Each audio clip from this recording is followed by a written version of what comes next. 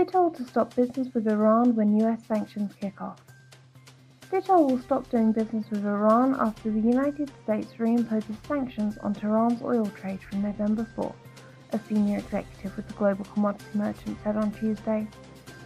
At the Asia Pacific Petroleum Conference in Singapore, Mike Muller, who handles business development for Vitol, said business with Iran or anything to do with Iran has to come to an end.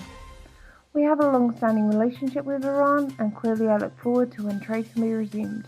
But for now, one needs explicit waivers from the US, and not just the US, but the global banking community and everything else. Bolton, US troops staying in Syria until Iran leaves. The US will keep a military presence in Syria until Iran withdraws its troops, a top Trump administration official said on Monday. National Security Advisor John Bolton said while in New York for the UN General Assembly, "We're not going to leave as long as Iranian troops are outside Iranian borders, and that includes Iranian proxies and militias."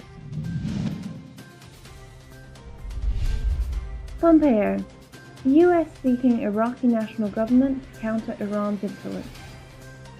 US Secretary of State Mike Pompeo underscored that Washington is working to ensure the voice of the Iraqi electorate is reflected in the next government in Baghdad, outside of Iranian influence and over national government.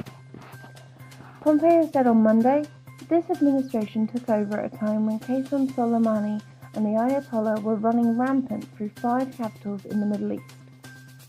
US diplomats, including Special Presidential Envoy Brett McGurk, have actively been meeting with political forces in Iraq.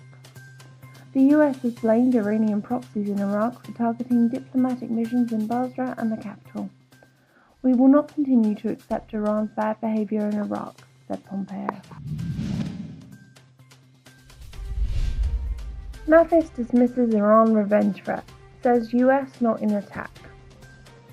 US Defense Secretary Jim Mathis on Monday dismissed Iran's threats of revenge against those behind Saturday's deadly attack on a military parade in southwestern Iran, and said it was ludicrous for Tehran to allege US involvement.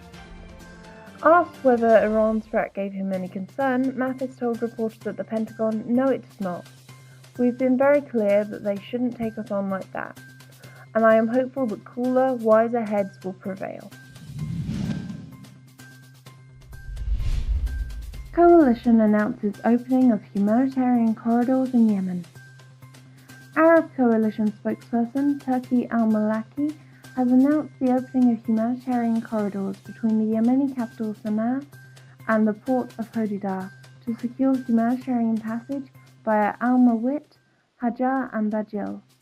Al-Maliki said that the Yemenis are still suffering from the coup staged by Houthi militias which took place on the 21st of September 2014. He also highlights that there are regimes in the region that sponsor terrorist groups by providing them with weapons, missiles, drones and speedboats.